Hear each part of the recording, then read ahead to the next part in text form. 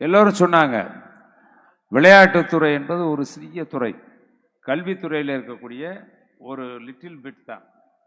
கடந்த கால ஆட்சியில் எந்த ஆட்சி காலத்திலும் விளையாட்டுத்துறைக்கு என்பது அது யாருக்குமே தெரியாது, கண்ணு கூட தெரியாது.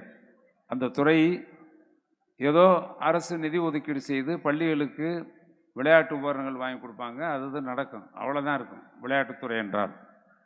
ஆனால் இன்றைக்கு யாரும் நினைத்து பார்க்காத செஸ் ஒலிம்பியாட்டை நான் நடத்துகின்றேன் என்று அறிவித்து உலகத்தில் இருக்கின்ற விளையாட்டு வீரர்களெல்லாம் அழைத்து இங்கே நடத்தி மிக வெற்றிகரமாக நடத்தி இன்றைக்கு பிரதமராக இருக்கக்கூடிய பிரதமர் மோடி உட்பட அனைவரும் தமிழகத்திலே நடந்த ஒலிம்பியாட் மிக சிறப்பாக நடந்தது என்று பாராட்டை பெற்றவர் நம்முடைய தமிழகத்தினுடைய துணை முதலமைச்சர் உதயநிதி ஸ்டாலின் என்பதை நாம் மறந்துவிடக்கூடாது.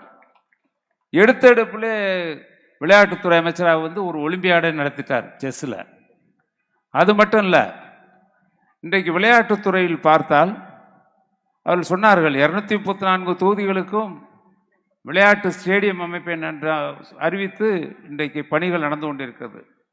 சொன்ன வாக்குறுதி, தேர்தலில் கொடுக்கப்பட்ட வாக்குறுதிகளை எல்லாம் இன்றைக்கு ஒவ்வொரு மாவட்டமாக சென்று ஆய்வு செய்கின்ற பொழுது எத்தனை ஸ்டேடியம் நடக்குது, எங்கெங்க நடக்குது, அதற்கு நிதியெல்லாம் வந்து விட்டதா, பணிகள் முடிந்து விட்டா என்பதை இன்றைக்கு ஆய்வு செய்து முதலமைச்சர் நம்முடைய கழகத்தின் தலைவர் தளபதியார் கொடுத்த வாக்குறுதியும் சரி, அரசு கொடுத்த அத்துணை வாக்குறுதிகளும் சரி, தேர்தல் அறிக்கையிலே கொடுத்த அத்துணை வாக்குறுதிகளும் ஒன்றொன்றாக நிறைவேற்றுவதிலே தனி கவனம் செலுத்தி அதற்கு நடவடிக்கை எடுக்கக்கூடிய செயல் திட்டத்துறையினுடைய தலை சிறந்த துணை முதலமைச்சராக இன்றைக்கு நம்முடைய உதயநிதி அவர்கள் இருக்கிறார்கள்.